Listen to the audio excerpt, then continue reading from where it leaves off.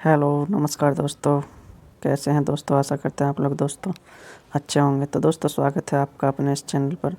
जैसे कि दोस्तों हम आपको बता चुके हैं पिछली वीडियो में, हम आपके लिए वीडियो जो लेकर के आए थे वो सी टेट के प्रीवियस ईयर से लेकर के आए थे, जो कि सी टेट का प्रीवियस ईयर का सीडीपी का था, सीडीपी के था।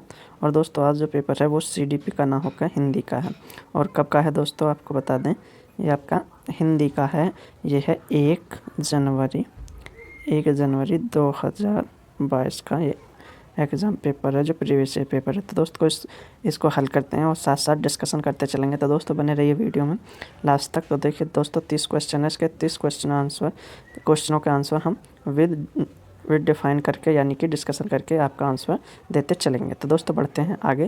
जैसे यहाँ पे लिखा भी है कि लैंग्वेज फर्स्ट, इसका मतलब है कि लैंग्वेज फर्स्ट अधिकतर हिंदी होती है। तो जो हिंदी मीडियम से होते हैं वो लोग हिंदी ही चूज़ करते हैं। तो ये आपका हिंदी का पेपर है।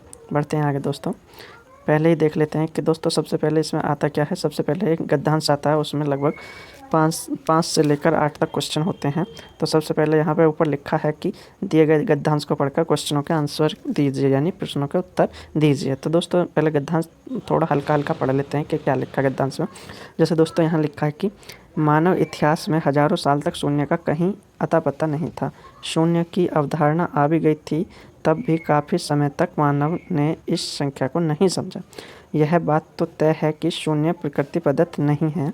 हमने शून्य का आविष्कार अपनी सुविधा के अनुसार क्या सुविधा के लिए किया।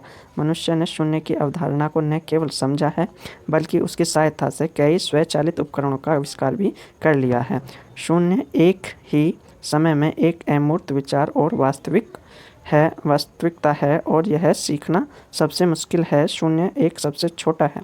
सबसे पहले भारत ने कुछ भी नहीं को दर्शाने के लिए शून्य को स्वतंत्र रूप संख्या के रूप में मान्यता दी। दोस्तों ये कहीं कहीं जो टिक लगाए हैं ये आपके क्वेश्चन को हल कराएंगे।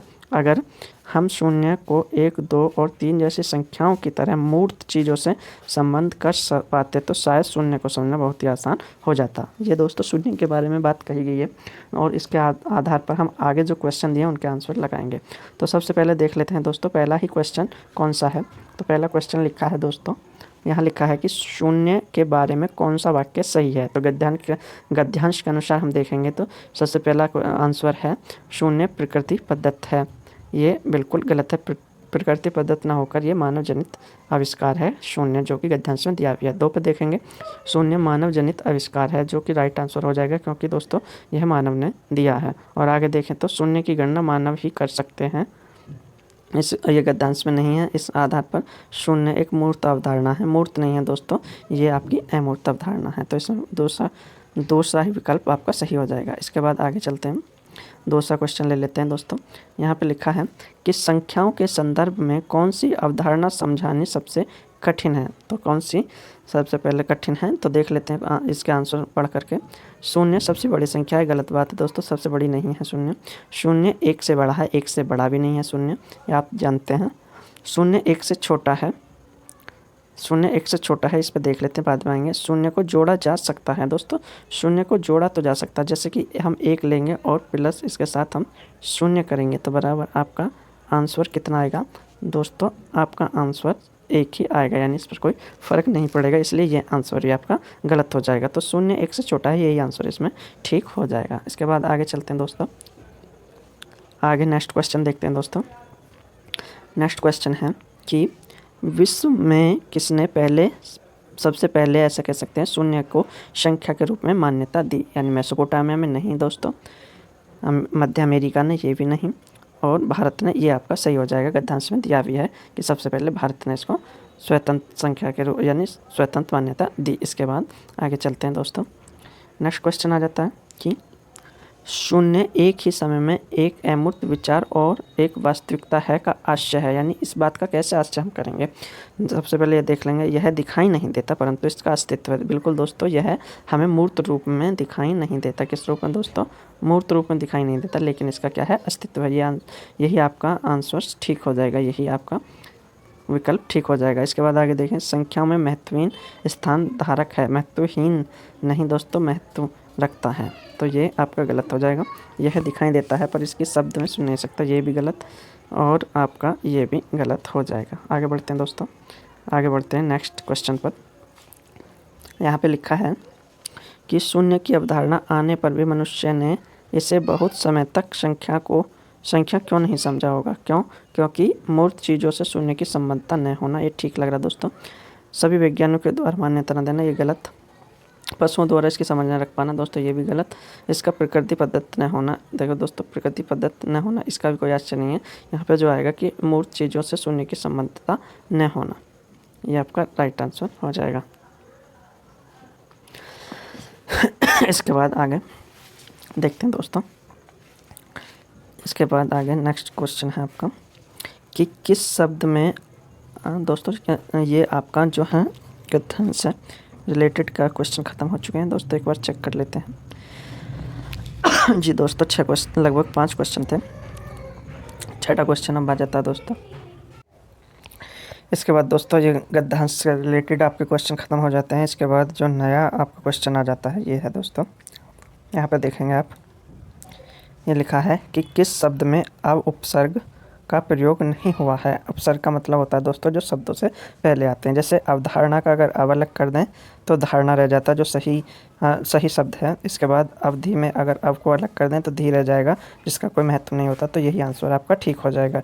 इसी प्रकार इसे भी देख सकते हैं, अवनीति में अब को अलग कर दें तो नीति रह जाएगा जो ठीक शब्द है। इसके बाद अवकाश में भी काश रह जाएगा जो ठीक शब्द है। तो इसमें जो है अब उपसर्ग का प्रयोग कौन से में नहीं किया गया है, अवधि में नहीं किया गया है। इसके बाद अगला क्वेश्चन ले लेते हैं दोस्तों। नेक्स्ट क्वेश्चन है प्रत्यय से रिलेटेड। यहाँ देखते हैं दोस्तों, यहाँ लिखा है कि इतिहास में किसमें दोस्तों, इतिहास में किस प्रत्यय का प्रयोग हुआ है या किया जा सकता है। तो प्रत्यय होता है दोस्तों जो शब्द के बाद में लगते हैं उसे प्रत्यय कहते हैं। जैसे इतिहास में अगर ता लगाएंगे तो इतिहासता बनेगा, इसका कोई मोल नहीं, ये गलत हो जाएगा, इसका कोई महत्व नहीं। इतिहास में इक लगाएंगे तो ऐतिहासिक हो जाएगा, जो उसका आपका सही शब्द बन जाएगा, ये आपका राइट हो जाएगा। इत लगाएंगे तो ऐतिहासिक इत हो जाएगा, ये गलत। और ई लगाएंगे तो इतिहासी हो जाएगा, ये भी आपका गलत हो जाएगा। दूसरा आंसर आपका इसमें सही हो जाएगा। इसके बाद आगे देखते हैं नेक्स्ट, यहाँ पे लिखा फिर से कि वैज्ञानिक में मूल शब्द क्या है या कौन सा है। तो वैज्ञान को वैज्ञानिक नहीं बनना था, विज्ञानी को में भी मूल शब्द नहीं है, और ज्ञान जो है ज्ञान में भी प्रत्यय लगा विज्ञान बनता है, लेकिन यहाँ पर ज्ञान नहीं पूछा गया दोस्तों। विज्ञान के अंतर्गत ये आपका सही हो जाएगा, विज्ञान में एक प्रत्यय लगाकर वैज्ञानिक हो जाएगा। आगे दोस्तों यहाँ देखिए संधि से रिलेटेड है। तो दोस्तों यहाँ पर लिखा है स्वतंत्र का संधि विच्छेद है। तो स्व जमा तंत्र नहीं दोस्तों, सु जमा तंत्र ये देखिए देख लेते हैं, सु जमा अतंत्र ये नहीं, और स्वथ जमा अंत्र ये नहीं। तो दोस्तों ये हो जाएगा सु जमा तंत्र, जो कि व्यंजन संधि का उदाहरण है। कौन से दोस्तों, व्यंजन संधि का उदाहरण है। इसके बाद आगे देखते हैं, नीचे फिर से आपको जो दोबारा से गद्यांश आ जाएगा, जो दोबारा दोस्तों से स्किप कर देते हैं, इससे आगे बढ़ाते हैं। तो ये हमने क्वेश्चन पहले कर लिए थे, वो ही हैं ये क्वेश्चन। इसके बाद हम आगे बढ़ते हैं, आगे आपके बढ़ते हैं दोस्तों, ये यहाँ तक हो गए थे। इसके बाद आपका जो दोस्तों गद्यांश की जगह पद्यांश आ जाएगा। ये देखिए यहाँ पे लिखा है, ये पद्यांश को भी थोड़ा पढ़ लेते हैं दोस्तों।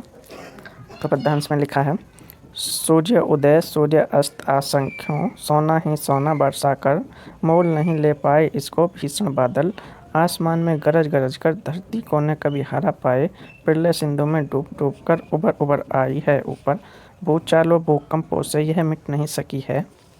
तो ये दोस्तों आपका ये आपका पद्यांश है दोस्तों। तो इसके आंसर हमें इसी पद्यांश के अनुसार देने हैं। तो सबसे पहले क्वेश्चन ले लेते हैं। ये लिखा है, इस पद्यांश में मुख्यतः किसकी बात की गई है। तो दोस्तों इसमें आपको पता है धरती की बात की गई है, सूर्योदय की नहीं की गई, सूर्यास्त की भी नहीं की गई, इसमें की गई है धरती की बात, और आसमान की इसमें बात नहीं की। इसके बाद आगे चलते हैं दोस्तों, आगे चलते हैं नेक्स्ट में, धरती पर आने वाले संकटों के लिए उपयुक्त शब्द नहीं है। देखिए प्रलय भी धरती पर आती है तो इसलिए ये भी सही है, भूचाल भी सही है, भूकंप भी सही है, लेकिन इसमें पूछा दोस्तों नहीं, तो सिंधु इसमें गलत है, सिंधु नदी को कहते हैं दोस्तों, इसलिए यही ऑप्शन आपका राइट हो जाएगा, बाकी ये सब गलत हो जाएंगे। ठीक है, ओके दोस्तों, आगे चलते हैं दोस्तों।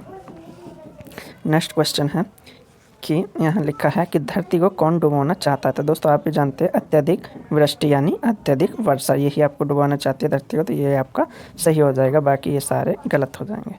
इसके बाद आगे चलते हैं, यहाँ पे फिर से एक नया क्वेश्चन है पद्यांश से ही। ये लिखा है कि धरती अनमोल है, इस भाव पद्यांश की पंक्ति को अभिव्यक्त कर रहा है कौन सा विकल्प, यानी कौन सा इसमें विकल्प इसको व्यक्त कर रहा है। सूर्य उदय सूर्य अस्त असंख्या है, गलत है दोस्तों। उभर उभर कर आई है ऊपर, ये भी गलत दोस्तों। धरती का मोल नहीं ले पाए, इसका मतलब ये होगा, तो ये अनमोल को दर्शा रहा है, जिसका मोल न हो उसी को अनमोल कहते हैं। यहाँ पे तीसरा ऑप्शन आपका ठीक हो जाएगा। इसके बाद आगे चलते हैं। आगे लिखा है कि सिंधु का पर्यायवाची शब्द नहीं है, सिंधु यानी नदी, तो उदगी है, ये उदगी है, और सागर भी है, और आपका जलदी भी है, लेकिन जलद जो है बादल का है, तो इसलिए ये राइट हो जाएगा क्योंकि नहीं पूछा है, बाकी ये सब गलत हो जाएंगे। इसके बाद आगे चलते हैं। यहाँ लिखा है कि निम्नलिखित में से भिन्न शब्द युग्म चुनिए, यानी अलग अलग भिन्न शब्द कौन से हैं। देखिए गरज गरज एक जैसा है, भूचाल भूकंप अलग अलग है, तो ये ही राइट हो जाएगा, और उबर उबर भी एक जैसा, और डूब डूब भी, तो ये बाकी गलत हो जाएंगे, ये ही 2 नंबर आपका सही हो जाएगा। आगे चलते हैं दोस्तों। फिर से वही पद्यांश आ गया दोस्तों, ये दोबारा से फिर से आगे चलते हैं। नेक्स्ट इसे स्किप कर देते हैं दोस्तों। और दोस्तों नेक्स्ट आपका यहाँ से फिर से शुरू हो जाएगा। ये देखिए यहाँ पर ऊपर ऊपर ये हमने कर लिए थे। इसके बाद यहाँ पे आता है पेडागोजी से रिलेटेड, यानी व्यवहारिक क्वेश्चन आ जाएंगे। तो दोस्तों यहाँ पे देखते हैं, ये लिखा है यदि शिक्षक विद्यार्थियों की शब्दावली सिखाने में मदद करना चाहता है तो निम्नलिखित में कौन सा तरीका सबसे प्रभावशाली होगा। तो छोटे बच्चों के लिए दोस्तों कहानी और चित्रों का ही सबसे अधिक शब्दावली सीखने में प्रयोग करना ही सबसे अधिक उपयोगी होगा, तो इसलिए इसका पहला आंसर ठीक हो जाएगा। इसके बाद आगे चलते हैं दोस्तों।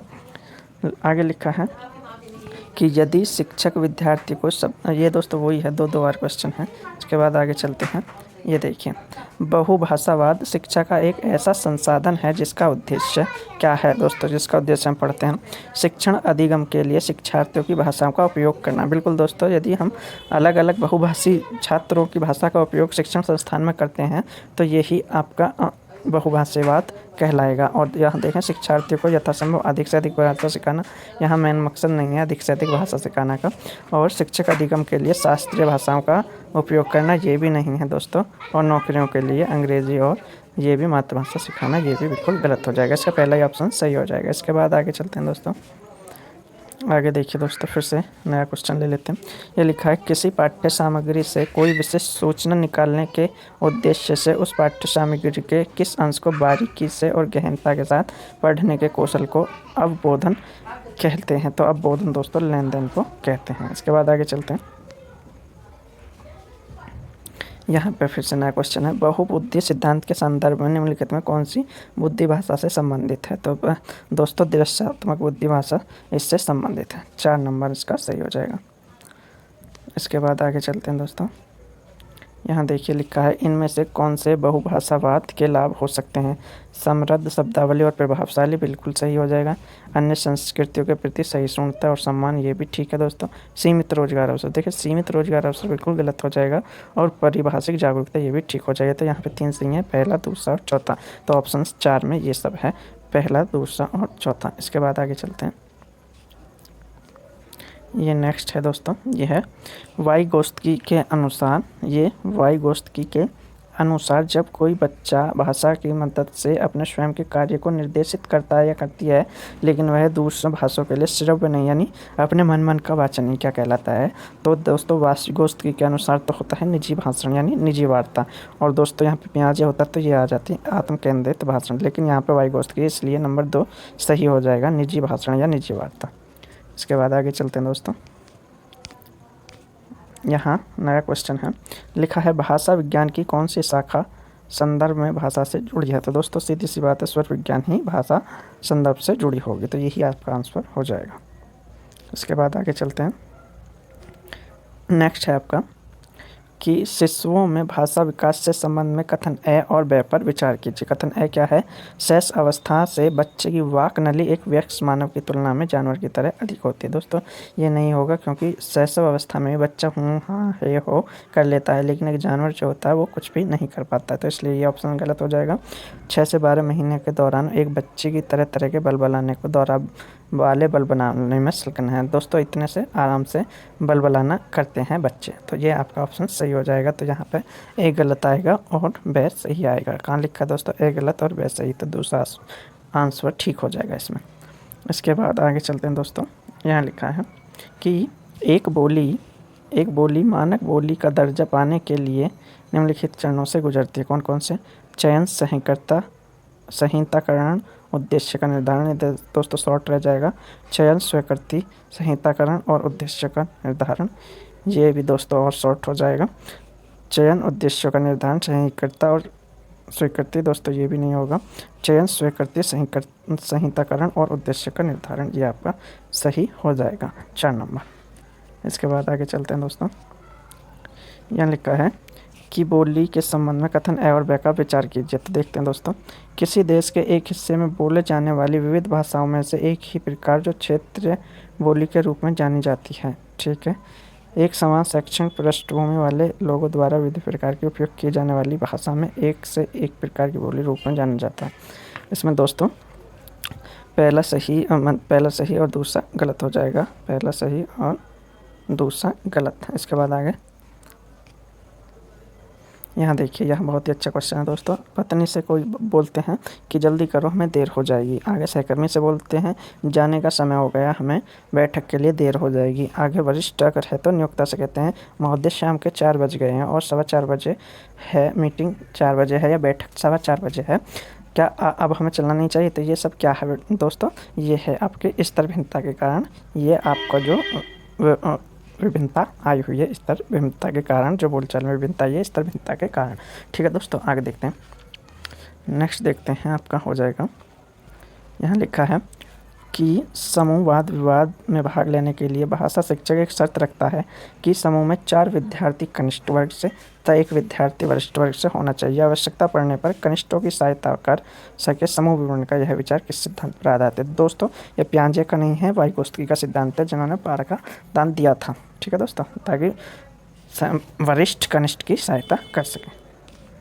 इसके बाद आगे चलते हैं दोस्तों। समूह वाद विवाद, ये दोस्तों वही है। आगे चलते हैं कि यहाँ लिखा है समूह प्रस्तुति के दौरान यदि किसी विद्यार्थी द्वारा अनुचित व्यवहार प्रदर्शित किया जाता है तब अध्यापक होने के नाते आप क्या करेंगे? देखिए दोस्तों, व्यवहारिक क्वेश्चन है। आप देखिए, समूची कक्षा के सामने उस पर चिल्लाएंगे? बिल्कुल नहीं, बच्चे पर चिल्लाना बिल्कुल नहीं है।